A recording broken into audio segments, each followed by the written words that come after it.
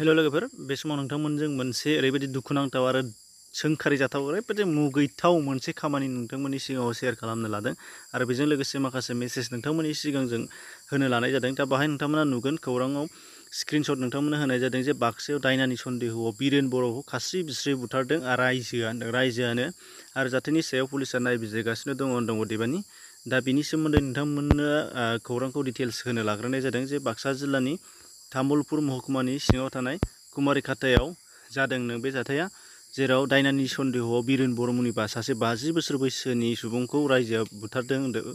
दा बेयावहाय खौराङाव फोरमायनाय बादिब्ला मोनसे गामियाव एबा रायजोआव मेल लिंनानै बेखौ दायना होननानै माखासे मानसिफोरा लावथिजों बुदों आरो बुनायखौ खोनानानै पुलिसा बेयाव जाथायाव थांदों आरो जाथायसालिनिफ्राय बिरेन बर'खौ बोखांनो हादोंमोनबाबो नाथाय बिहा फाहामसालियाव थिसननायाव बिथाङा रुंसारि जालांबाय होनदों। दा बे मोनसे जोबोद सोंखारि जाथाव जाथाया। दा बेयाव बुंनो गोनां गैयामोन एबा शेयार खालामनांगौ गैयामोन, जोंहा लासिं सिंनि बाथ्रामोन। नाथाय नोंथांमोननि सिगाङाव बेखौ माखासे जोंजोंनो गावजों गाव जाहाथे एसे बुजिलायनो हायो, सुद्रायलायनो हायो जाहाथे बिनि थाखाय होननानै फंनैसो बुंनो होननानै बेखौ खालामनाय जादों। नाथाय लासिं सिंनि बाथ्रामोन, बेखौ आंबो शेयार खालामथाव जायामोन।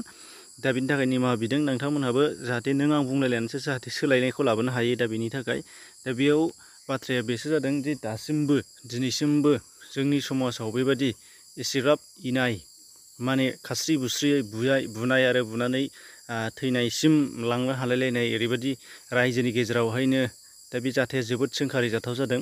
दायना फोथायैया बियो बेखौ आङो बुंनो थांथ'वाखै, नाथाय बुनायनि बेलायाव बे बाथ्राखौ बुंनो लानाय जादों आरो बे मोनसे बिराद गिदिर जोंनि थाखाय सोंखारि जाथाव आरो दासिमबो एंगारनो हायै सम जाफ्लेबाय थाग्रा बेयो मोनसे जाथाय। नाथाय जाथाय जानायनि उनावहाय पानिशमेन्टखौ मोना नङा मोनो।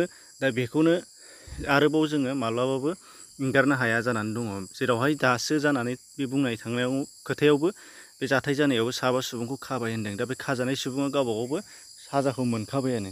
दा बे बेलायाव बुंनो गोनाङा बेसो, जोङो बेबायदि खास्रि बिस्रियै सोरखौबा बुथारनाय मानाय बेखौ जोङो गारनांगौ आरो बेयो जोंनि थाखाय सानसे सोद्रोम हारिनि थाखाय नङा बेयो, आरो बेयाव मालाबाबो बिनि जेंनाया सुस्रांजाया बुथारनायनि गेजेरजोंहाय।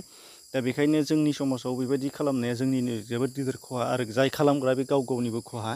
दा बेखायनो बुंनो गोनाङा बै ओनसोलाव बै गामियाव थानाय गोरों गोरा गोबां मानसिफोर दङमोन एबा थागौमोन, नाथाय बिथांमोनहा बे बाथ्राखौ मानो गावसिनि आखायाव लादिया एबा मानो गोरलैयैनो बा सरासनस्रायै सुस्रांनानै होदिया। दा बे मोनसे बिराद गिदिर सोंथि। दा लाजिनांथाव एबा दुखुनांथाव बे जाथाया, जेराव खौरां बिजोङावबो बियो फैबाय।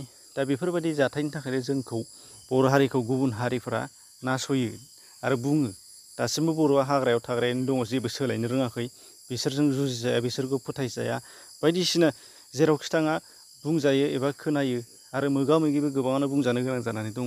नाथाय बेखौनो दासिमबो जों गारनो हायाखै। दा बेयो जोंनि थाखाय बिराद गिदिर माने दुखुनि बाथ्रा एबा लासिं सिंनि बाथ्रा आरो। दा बेखायनो आसा खालामो दिनै जानानै थांबाय। दा बिथांमोनहा जाहाथे बे जाथायनि थाखाय आरोबाव फिन एक्सन बायदिसिना जाबावा, बेनि थाखाय बै ओनसोलनि रायजोफ्रा, बै ओनसोलाव थानाय आफादफोरा जाहाथे सलिउसन खालामो।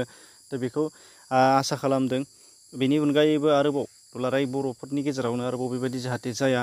बे जुदि जायोब्ला, बेबायदि जुदि माबा मोनसे केस मोनोब्ला बेफोरखौ रायजोआव गोरों गोराफ्रा लिड लानानै सावरायलायनायनि गेजेरजों एबा माबा मोनसे गुबुन हाबाफारिनि गेजेरजों जाहाथे सलिउसन खालामो, बेनि थाखाय साफ्रोमखौबो खावलायहरनाय जादों। आरो नोंथाङाबो बुंनांगोन, नोंथाङाबो मिथिनानै सिरि थाब्लानो जाया बेयो। मानो होनबा बे खास्रि बिस्रि सोरबा मानसिखौ बुथारनाय एबा बुनाय, बियो जोंनि समाजाव एबा मोनसे मानसिनि थाखाय हेबिट जानो हाया एबा बिनि आखु जानो हाया। दा बेखायनो जों साफ्रोमबो बादा होलायनांगोन, नोंथाङाबो बादा होनांगोन। दा बेखौनो नोंथांमोनजों लोगोसे शेयार खालामदोंमोन। एसेनोसै, गोजोन्थों।